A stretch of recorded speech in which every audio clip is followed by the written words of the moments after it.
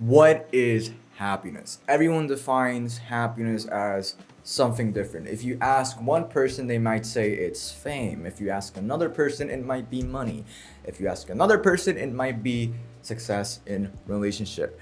But truly, what is happiness? When do we get to the point where we can truly say that we're happy? So in this video, I'm going to be telling you how to quote unquote find that happiness, and a lot of things that did help me find some clarity in what I myself define as happiness, and maybe help you find your own definition of happiness.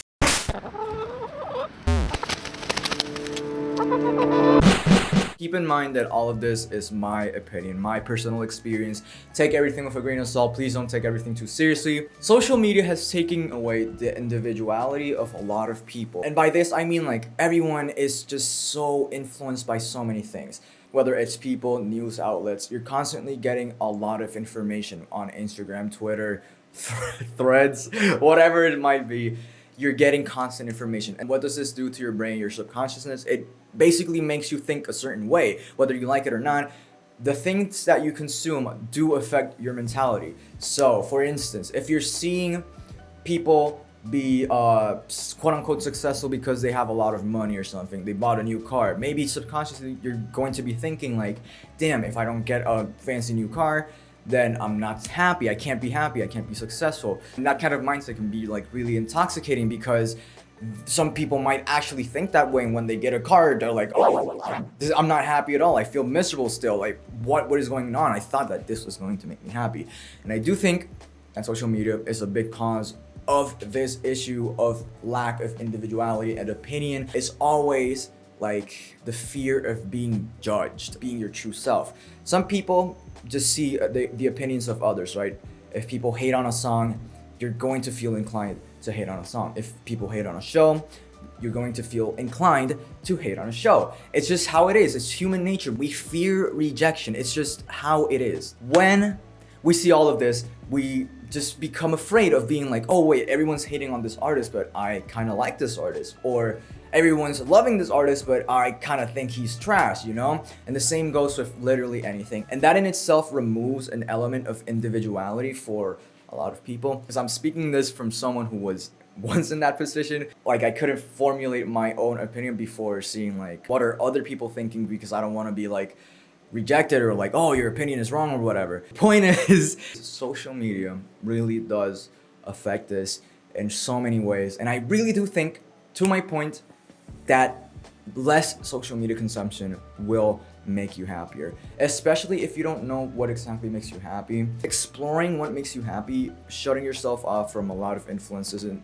give your brain and mind time to develop their own thoughts and opinions without the judgment of anyone surrounding you or anything influencing you. You will start to build a foundation of who you really are and what makes you happy. Because for instance, I really do think that you don't need to have like a fancy job, a lot of money, a lot of fame to be happy at all. You could literally find a lot of happiness, like working at a Starbucks, for example. But that's something that you yourself define. Like, nobody has any right to tell you what makes you successful or happy. That's something that you yourself define. And I'm gonna be talking about that a little bit later on in the video.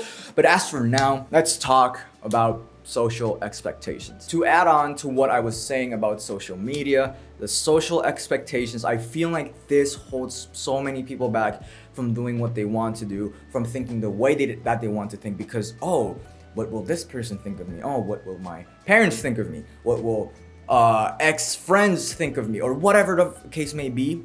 The reality is, social expectations do influence your decision making when it comes to something that's more important in your life. It's not something that I can really blame anyone for, because nobody really teaches us that you should not really care about what other people think. And the reality is, you really shouldn't care. Like, it's your life. Who gives a crap? Like, you should be able to do whatever you want as long as you're not hurting anyone or yourself. If it makes you happy, then who the frick cares if you work at a Starbucks, bro? Like, who cares? Like, if it makes you truly happy, you're happier than a freaking CEO with billions of dollars. Like, why does that even matter, right? It all just depends on what you define as happiness. It's extremely important. I cannot stress this enough. You yourself, you need to define what your happiness is, long term especially, and just with that long-term happiness, just shut every other opinion off. And if it like, okay, this is what makes me happy, then freaking it is what it is, right? You don't need to live up to anyone's expectation. Self-fulfillment and self-satisfaction. Adding on to what I said earlier about you defining your own success, your own happiness. What exactly makes you self-satisfied? Think about your goals, right? What can you do to be like, yes, I am satisfied with what I have done in my life? Because there's a lot of people, again, the social expectations. Nobody should live in the same structure that society tries to implement on everyone else. But acknowledging the fact that you yourself are the only thing that you need to be happy in this world, the things that you do. Once you truly understand this, once you acknowledge this fact, you will start to enjoy the small things in life much, much more. You don't need anything. You don't need, for example, a car. You don't need it. Because if you're self-satisfied, all of that should be a complement to your life and to your happiness. An example of this that I can think of when it comes to self-satisfaction is relationships. A lot of people, especially media, portrays, like, for instance, if it's a romance or something, oh, the other half, like, oh, this person is my other half. Like, I can't live without this person. This person is blah, blah, blah. Whatever, you know what I mean.